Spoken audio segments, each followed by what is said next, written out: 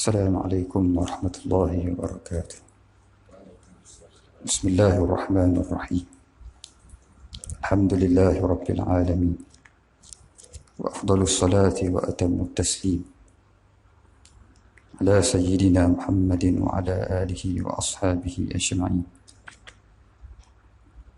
اللهم وفقنا لما تحبه وترضاه برحمتك يا أرحم الراحمين. اللهم لا تؤاخذنا بما فعلنا، اللهم لا تؤاخذنا بما فعل السفهاء منا. اللهم أنت ربنا لا إله إلا أنت، عليك توكلنا وأنت رب العرش العظيم. ما شاء الله كان وما لم يشأ لم يكن، ولا حول ولا قوة إلا بالله العلي العظيم. أعلم أن الله على كل شيء قدير، وأن الله قد أحاط بكل شيء علما. اللهم إنا نعوذ بك من شرور أنفسنا، من شر كل دابة أنت آخذ بناصيتها، إن ربي على صراط مستقيم. أوين التعلم والتعليم والتذكر والتذكير والنفع والانتفاع والإفادة والاستفادة، والحث على التمسك بكتاب الله وسنة رسوله صلى الله عليه وسلم، الدعاء على الهدى والدلالة على الخير، ابتغاء وجه الله ومرضاته وقربه وثوابه سبحانه وتعالى. صلى الله على سيدنا محمد وعلى آله وصحبه وسلم، والحمد لله رب العالمين. ثم أما بعد. Kita sambung pada muka surat 82. Adat yang ke-18.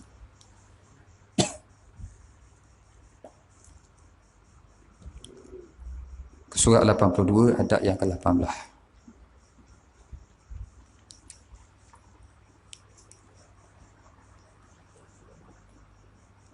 Adat mendahulukan dalam memuliakan tetamu dan memulakan padanya dengan yang lebih tua atau yang lebih alim.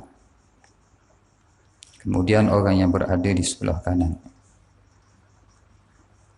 Pengarang rahimahullahu ta'ala, nafa'ana Allahumma bi'ulumihi wa ulumi masyayikhina wa ulumikum fid daraini amin. Katanya dahulukan yang lebih tua dan yang mempunyai kedudukan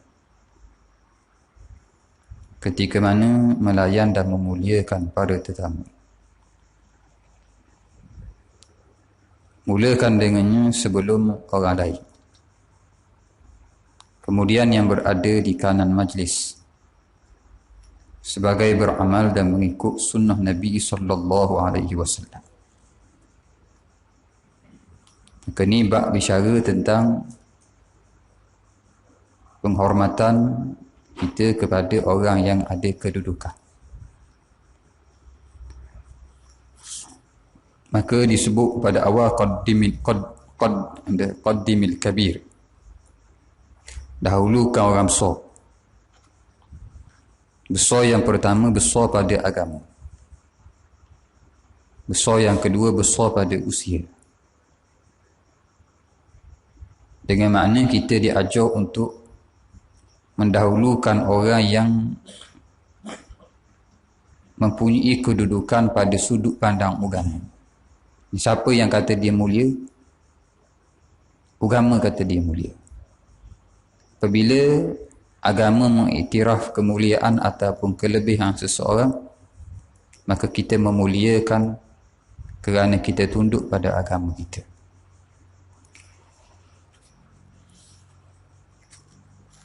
Dalil bagi yang demikian itu sebagai tambahan kepada dua hadis yang lalu. Ini sebelum ni kata Syekh telah disebut tentang dalil kena utamakan orang yang lebih besar ataupun orang tua, iaitu hadis orang yang lebih tua dahulu, orang yang lebih tua dahulu. Itu satu hadis. Nabi kata kabir, kabir. Bagi kau orang tua dulu, bagi kau orang tua dulu. Maka hadis mengisyaratkan bahawa diberi satu penghormatan yang khusus kepada orang yang lebih berusia, yakni diajar kepada orang-orang muda untuk hormat orang yang lebih tua. Kemudian hadis yang sebelum juga, walaisa minna man lam yuwakkir kabirana, bukan daripada jalan dan petunjuk kami. Laisa minna dengan makna ialah laisa min sunnatina wa tariqatina, ini bukan jalanan kami, ini bukan petunjuk kami. Kalau orang yang dia tak erti nak hormat orang tua dalam kalangan kami, datang dengan riwayat yang berbeza. Ada setengah riwayat lam yujilla kabirana, setengah riwayat lam ya'rif syarafa kabirina, dengan makna yang lebih kurang, dengan makna orang yang tak tahu kedudukan orang yang lebih tua ni bukan daripada orang yang berada atas jalanan kami dan petunjuk kami. Dalil bagi yang demikian sebagai tambahan kepada dua hadis yang lalu, ahaditsu kathiratun jiddan, terdapat banyak hadis-hadis. Ini adalah hadis-hadis yang tersangat banyak. Nak cakap bab dalil kata Imam Nawawi banyak sangat. Dua sebut dah, tu maksudnya. Nak cerita bab dalil banyak, ada pun dua telah disebutkan. Kemudian didatangkan nota kaki oleh pengarang. Dapat diperhatikan bahawasanya Nabi SAW telah memberitahu tentang orang yang cuai dengan adab menghormati orang tua. Peringatan yang baginda sebutkannya selepasnya dalam hadis, dengan bahawasanya orang yang tidak beradab itu dinafikan tergolong dalam kumpulan orang-orang Islam,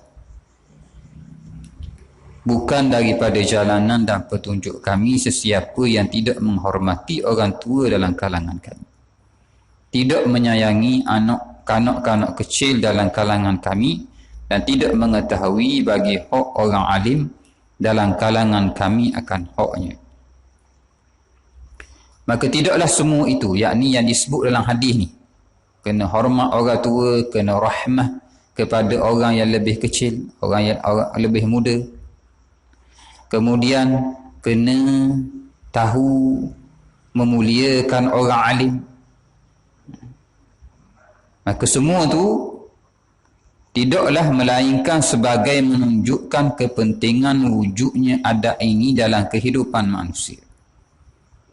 Royak hanya penting benda ni ada dalam kehidupan seharian. Orang tua dihormati, orang muda disayangi, orang yang berilmu yang ada kelebihan pada syarak dimuliakan. Maka semua benda tu penting lah. Kalau tak jadi macam kita tengok hari ni, bila orang tua duduk dengan orang muda, seolah-olah tak ada beza. Dengan makna tak ada sifat rahmah dari orang tua kepada orang muda, tak ada sifat hormat daripada orang muda pada orang tua. Dan orang tak erti untuk nilai, memuliakan orang yang mempunyai kedudukan pada agama. Maka ni menyebabkan jauh kita daripada jalanan Nabi SAW. Tidaklah semua itu melainkan sebagai menunjukkan kepentingan wujudnya adab ini dalam kehidupan manusia, perhubungan serta pergaulan mereka, dan kerana sesungguhnya bersikap cuai dengannya adalah berlawanan dengan fitrah. Ni kalau kita buat ambil sambil lewa je masalah hadap ni, Nabi sebut ni, maka kita telah berlawanan dengan fitrah, serta boleh menyebabkan timbul kerenggangan, kebencian dan dendam dalam hati. Ambillah olehmu, kata Al-Imam Nawawi, sejumlah daripada ni dalil. Ni ambil Al-Imam Muslim rahimahullah telah meriwayatkan dalam kitab As-Sahih beliau, pada katanya ini suatu bab pada membicarakan perihal makan, minum dan hukum-hukumnya. An Huzaifah bin al-Yamani radhiyallahu anhu qala kunna idza du'ina ma'a Rasulillah sallallahu alaihi wa alihi wa sallam ila ta'amin lam nadha' aydiyana hatta yabda'a Rasulullah sallallahu alaihi wa sallam fayadha'u yadah. Daripada Sayyidina Huzaifah katanya, adalah kami apabila mendapat jemputan bersama Rasulullah sallallahu alaihi wasallam menghadiri jamuan, orang ajak makan, bahasa kita gitulah mudah. Ini bila kami diajak makan dengan Rasulullah, kami tidak meletakkan tangan kami sehingga Rasulullah sallallahu alaihi wasallam memulakan, lalu baginda meletakkan tangannya. Yang ni menjamuh dulu. Orang lain tak jamuh, melainkan Nabi jamuh dulu. Maka didahulukan Rasulullah jamuh makanan sebelum sahabat jamuh. Maka ni adab. Duduk dengan orang alim, duduk dengan tok guru, duduk dengan orang yang ada kedudukan pada syarak, maka adab ini diperhatikan. Al-Imam Muhyiddin An-Nawawi rahimahullah telah menyusun dalam kitab beliau Riyadhus Salihin satu bab yang khusus pada topik perbincangan ini, dan beliau memasukkan di dalamnya sejumlah hadis yang banyak. Dalam kitab ni sebut hadis banyak. Saya hanya berpada di sini dengan menyebutkan kebanyakannya. Dengan makna Syekh kata aku sebut petiklah. Bukan buh belaka dalam kitab ni, petik. Beliau meletakkan tajuk bab tersebut dengan katanya, Babu tawqiril ulama'i wal kibari wa ahlil fadli wa taqdimihim ala ghairihim wa raf'i majalisihim wa idhabi martabatihim. Nota kaki. Al-Allamah Ibn Allan rahimahullah dalam kitab Dalilul Falihin jilid yang kedua halaman 205 sebagai mencatatkan komentar bagi teks asal Riyadhus Salihin dengan tajuk yang telah diberikan oleh Al-Imam An-Nawawi dengannya pada bab ini adalah seperti mana berikut. Dia akan disyarahkan satu-satu. Katanya tawqirul ulama'i ay ta'zimuhum wa illam yakunu min zawis sinni. Yang dimaksudkan dengan tawqir ialah memuliakan para ulama. Ni bab yang khusus Imam Nawawi ajar satu bab, letak satu bab dia. Bab cerita tentang muliakan ulama. Ai ta'zimuhum, iaitu memberi penghormatan kepada mereka. Ini kena hormat mereka, agungkan ulama. Wa illam yakunu min dhawis sinni, walaupun ulama tu bukan orang tua. Bila sebut ulama tak kira. Sekalipun dia muda, bila dia ulama, maka dimuliakan, diberi penghormatan kepada para ulama. Tawqirul ulama'i wal kibari. Yang pertama mulia ulama, yang kedua mulia orang tua. Ai fis sinni wa illam yakunu ahla ilmin. Yang kedua ialah hormat orang tua, yakni tua pada usia, sekalipun mereka ini bukan ahli ilmu. Lepas cerita bab hormat ulama, cerita bab hormat orang tua. wa ahli al-fadli min al-karami wal muru'ati wasyaja'ati wa ghairiha min khisalil kamal allati biha tatafadalu ar-rijal. Bagi bawah. Katanya lagi, yang ni kata Imam Nawawi, memuliakan orang yang mempunyai ciri-ciri kemuliaan, ciri-ciri kelebihan. Kita mulia kalau dia ada sifat yang lebih. Benda sifat lebih yang dia ada daripada sifat kepemurahan, daripada orang yang menjaga muru'ah harga diri, orang yang berani dan selainnya, daripada ciri-ciri kesempurnaan yang mana dengan sifat tersebut menjadikan para tokoh itu lebih mulia berbanding yang lain. Dengan makna dia ada satu sifat yang syarak puji sifat tu menyebabkan dia layak untuk dimuliakan. Wa taqdimihim ala ghairihim mimman la yakunu kadzalik. Dan kemudian kita hormat ulama, kita hormat orang tua, kemudian dahulukan mereka daripada orang yang tidak ada ciri-ciri macam mereka. Yang ni ulama dengan tak ulama, ulamakan ulama. Orang tua dengan orang muda, utamakan orang tua. Itu maksudnya. Orang ada kelebihan dengan tak ada, diutamakan orang ada kelebihan. Wa raf'i majalisihim wa in kanu hum yanbaghi lahum alla yatlubu raf'aha tawadu'an wattiba'an li hadithi kana sallallahu alaihi wasallam yajlisu haitsu yantahi bihil majlis.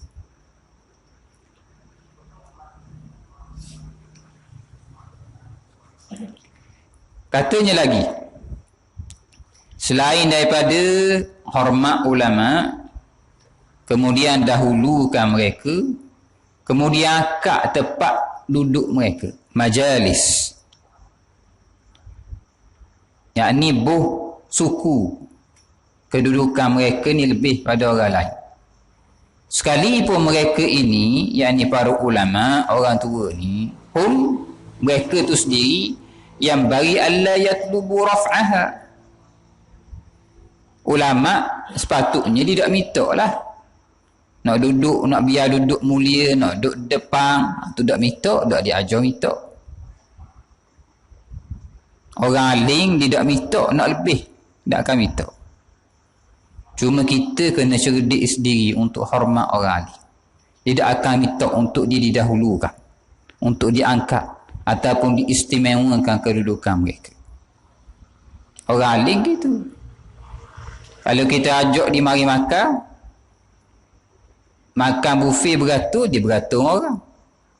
Tapi kalau tuan rumah reti, siap sedia lagi, panggil semayang ajak, panggil suruh baca doa, tiba makan suruh beratur sama, kan tak munasabah.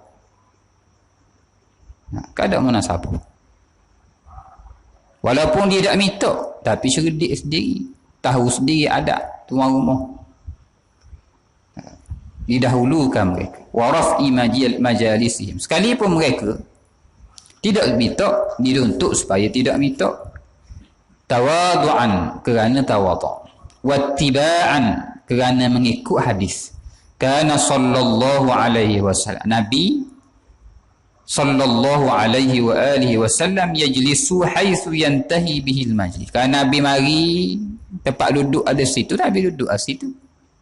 Nabi tak gaduh nak mari jember depan, tu maksud dia. Dengan makna kalau mari itu penuh ada orang, duduk belakang-belakang. Dengan makna tidak, Nabi tidak minta untuk Nabi didahulukan. Kenapa? Kerana merendah diri.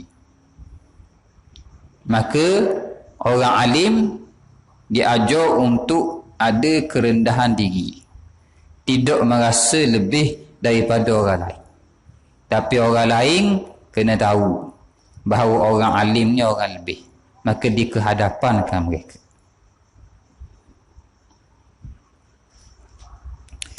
Rasulullah duduk tempat yang telah ujung bagi tempat duduk yang telah diisi sebelumnya. Duduk di tempat kosong yang ada paling rapat dengannya dalam suatu majlis sekalipun di belakang, dan tidak melangkah orang lain untuk ke hadapan. Payah juga nak terjemuh pening, nak suruh faham macam mana. Duduk kediam sekali, nak kata haisu yantahi bihil majlis, sekira-kira berakhir majlis.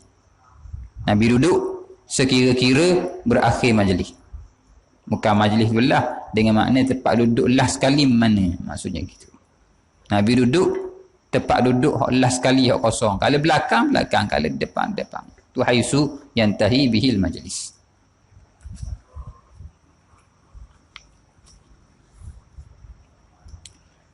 Maka cara memuliakan banyak.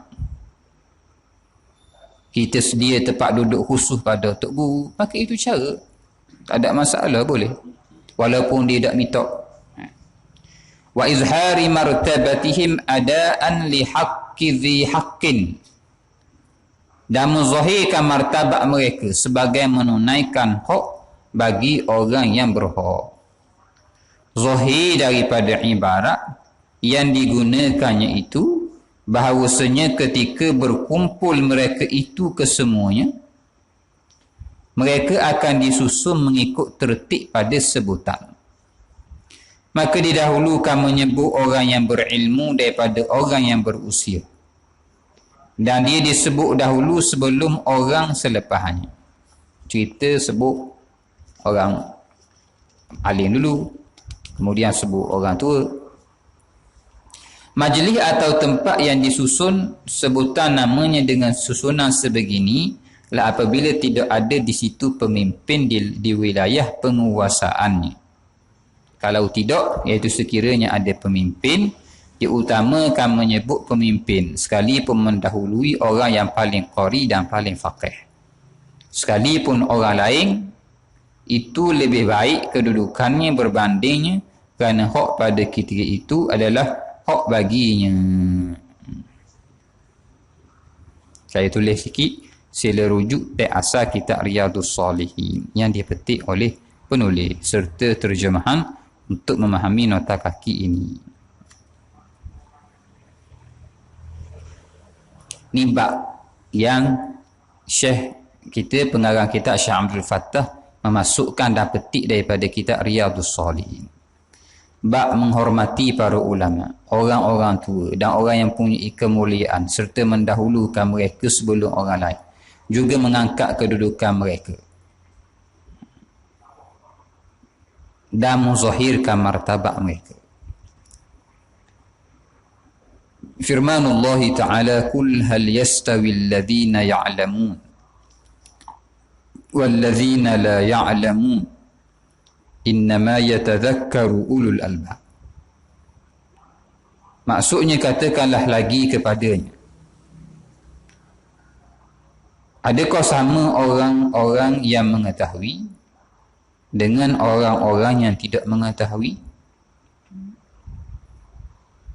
Ini tanya sebagai ingkar, dipanggil istifham ingkari. Nak royak, nak kata sama ke?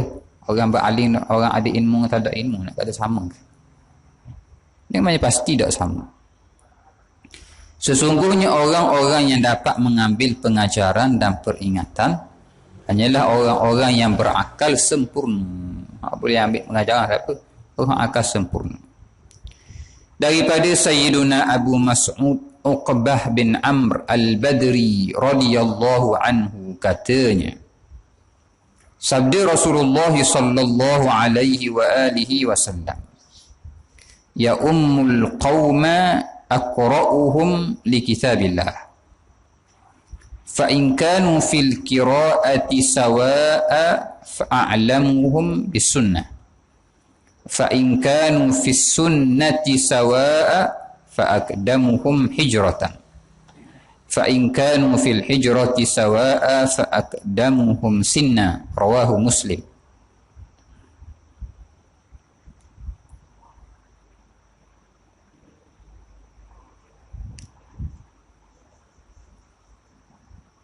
Maksudnya, hendaklah yang menjadi imam bagi suatu kaum itu. Maksud hadis, ya ummul qawma aqra'uhum. Asal kalau kita terjemuh daripada teks maksud dia gini, sebagaimana bawah. Yang menjadi imam bagi suatu kaum. Asal gitulah. Dari sudut baca asal, nak royak je. Tapi sini bukan dengan makna beroyak, tapi dengan makna apa? Dengan makna suruh. Walaupun baca macam maksud, tu bawah sekali, nota kaki yang menjadi imam bagi suatu kaum, orang yang paling qari. Tetapi yang dikehendaki ialah hendaklah, sini dengan makna maksud dia maksud suruh. Biar yang jadi imam siapa? Aqra'uhum li kitabillah, yang paling qari bagi kitab Allah. Sekiranya pada ukuran qarinya bagi Al-Quran mereka sama, maka yang paling alim dengan sunnah. Sekiranya mereka pada memahami sunnah adalah sama, maka yang paling dahulu hijrah. Sekiranya mereka sama pada hijrah, maka yang paling tua umurnya Al-Imam Muslim telah meriwayatkannya. Dengan makna ni perekat orang jadi imam. Mula-mula sekali orang alim. Orang alim. Ini didahulukan orang alim untuk jadi imam.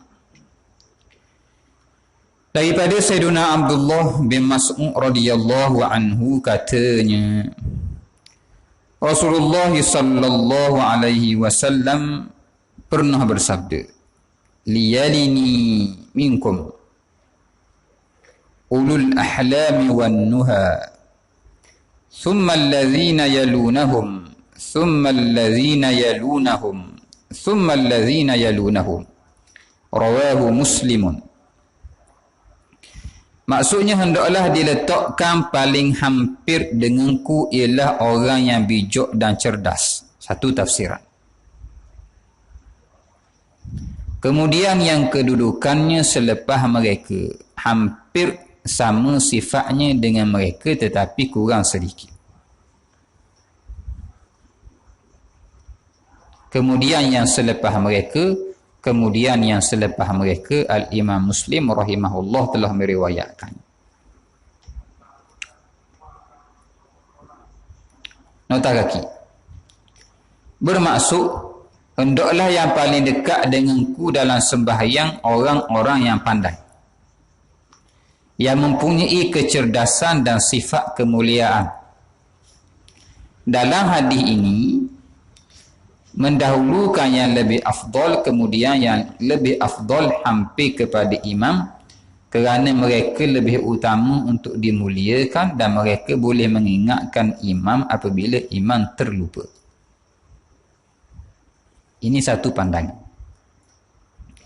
Di samping itu tidak dikhususkan mendahulukan mereka dalam solat saja. Maka Syekh Allahumma salli ala Muhammad, Syekh Abdul Fattah guna hadis ini dengan menafsirkan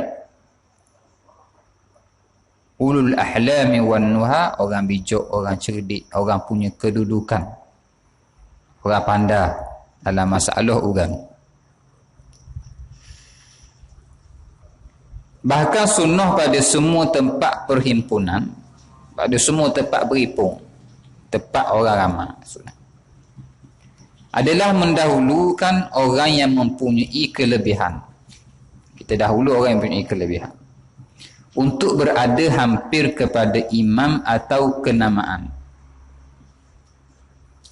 Untuk hampir kepada imam atau kenamaan majlis seperti majlis ilmu, majlis qada, majlis zikir, majlis pengajian, majlis pemfatwaan, majlis memperdengarkan hadis dan seumpamanya. Orang ramai yang berada di dalamnya, dalam majlis tersebut adalah mengikut martabat-martabat mereka dalam keilmuan, agama, kecerdasan akal, nasab yang mulia, usia dan kecukupan pada demikian bab. Hadis-hadis saling menguatkan dalam perkara ini. Ibnu Allan mengatakannya.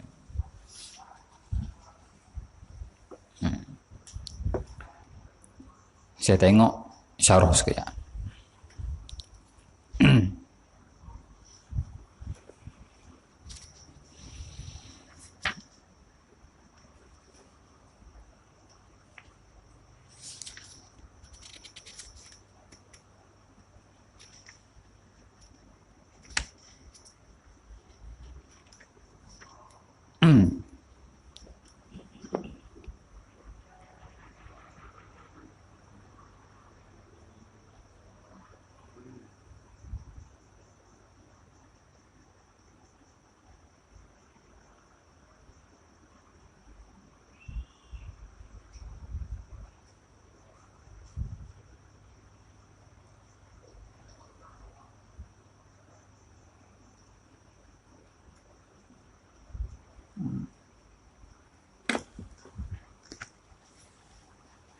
Okey.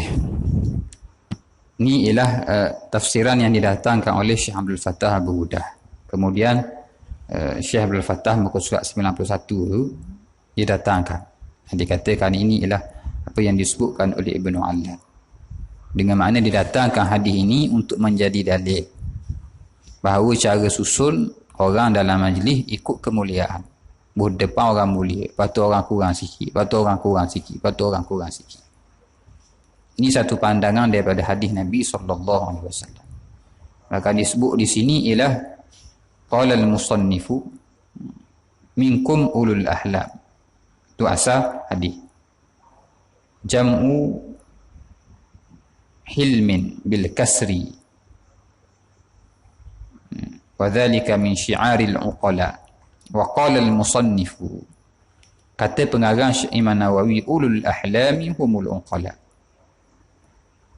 Orang ulul ahlam yang dimaksudkan dalam hadis ialah orang yang sudah akil, berakal, cerdik, boleh memikir. Wakil al-balighun, dikatakan yang dimaksudkan balik, dimaksudkan yang telah balik. Maka dalam kitab kita sebut dahulu kan susun ikut apa? Ikut kedudukan kemuliaan orang. Kemudian satu pandangan berdasarkan yang dipakai oleh fuqaha ialah cara susun ikut macam mana. Lelaki dewasa, kemudian kanak-kanak, kemudian khunsa, kemudian perempuan. Yang itu cara susun dalam saf. Liyalini minkum. Asalnya apa? Cerita hak dekat dengan aku dalam saf apa? Biar orang tua dah, hak balik dah, hak duduk dengan aku, hak ada pengalaman dah. Itu maksudnya daripada hadis. Kemudian baru budak-budak, kemudian baru khunsa kalau ada, kemudian baru perempuan. Itu cara dari segi praktikal soft. Nah itu pandangan mazhab kita Syafi'i. Maka dalam masalah sah ni, Allahumma salli ala Muhammad, diajar kepada budak. Ajar benda? Ajar supaya beri dulu kepada orang tua duduk dalam saf. Budak ni siapa yang dimaksudkan dengan budak ialah yang masih belum balik, walaupun memayis. Kalau umur dia 12 tahun, tak balik lagi, dia budak. Kalau umur dia 10 tahun, balik dah, maka dia telah masuk dalam kategori balik. Bukan budak dah.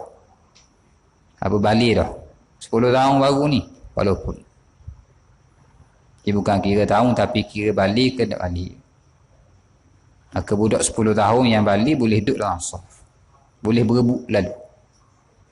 Tapi kalau budak umur 13 tak balik lagi, tak boleh berebut lagi. Kena lock orang tua dulu. Supaya mereka belajar. Belajar apa? Belajar tiap-tiap orang diberi akan haknya. Fayu'ti kullu, dan diberikan tiap-tiap orang yang berhak itu akan haknya. Dan beri tiap-tiap orang berhak akan haknya. Saf kerana hak itu hak orang tua dulu, maka diutamakan. Tapi lepas qomat dah, nampak saf kosong, budak boleh masuk saf. Saf pertama tak penuh hari. Dah orang qomat sudah Tok Imam duduk atas di kos sejadah dah. Maka budak ketika itu bila orang tua tak ada, boleh naik atas masuk saf, tak masalah.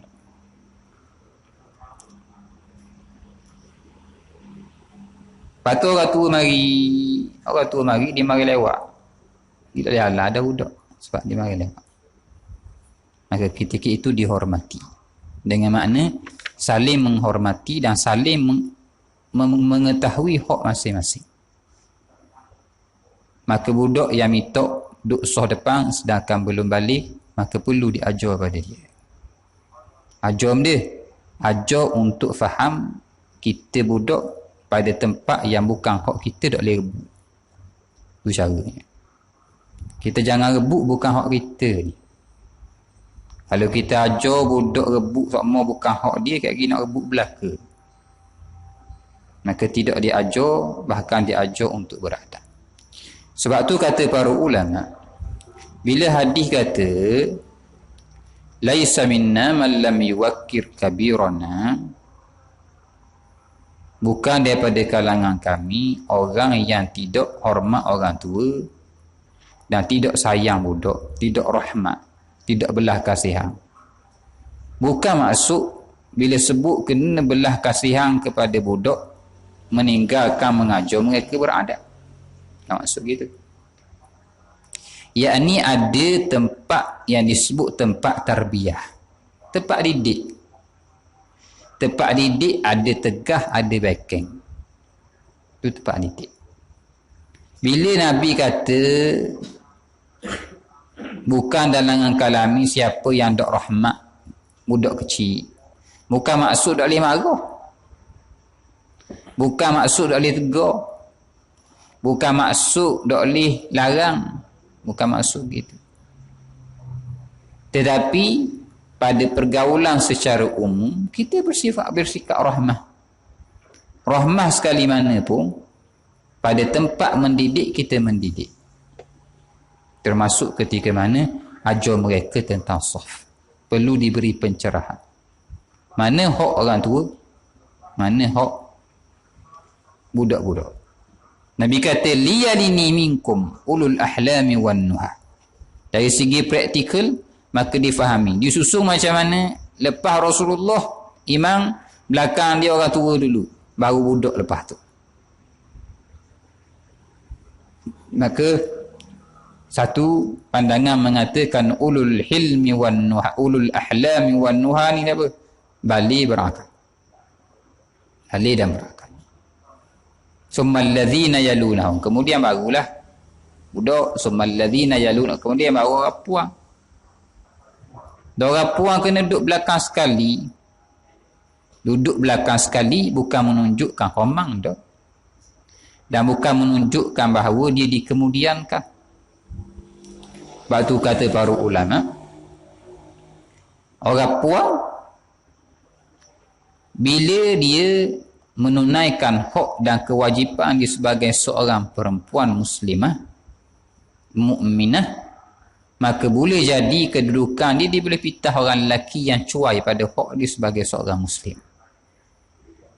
Tanggungjawab orang lelaki, Allah Ta'ala kata gini, tanggungjawab orang puan gini, tiba-tiba orang puan ni dia buat molek, orang lelaki tak buat, maka dia boleh pitah orang lelaki. Bahkan kata para ulama boleh jadi seorang isteri akan menolong memberi syafaat pada suami pada hari kiamat. Kerana ketinggian isteri di sisi Allah mengatasi kedudukan suami di sisi Allah. Asalnya gitu. Dengan makna tak ada menunjukkan ni lebih orang lelaki dah. Dah, bukan gitu. Tapi kerana menjaga kehormatan perempuan. Dari hadis muka surat 92 daripada Sayyidina Jabir radhiyallahu anhu anna an-nabiy sallallahu alaihi wasallam kana yajma'u baina ar-rajulaini min qatla Uhud ya'ni fil qabri thumma yaqulu ayyuhuma aktharu akhdan lil Qur'an fa idza ushira ila ahadihima qaddamahu fil lahdi rawahu al-Bukhari. Bahawasanya Sayyidina Nabi sallallahu alaihi wasallam menghimpunkan antara dua lelaki daripada yang terbunuh syahid dalam peperangan Uhud, yakni dalam satu kubur. Kemudian baginda bersabda, yang manakah daripada mereka berdua yang lebih banyak ambilannya daripada Quran?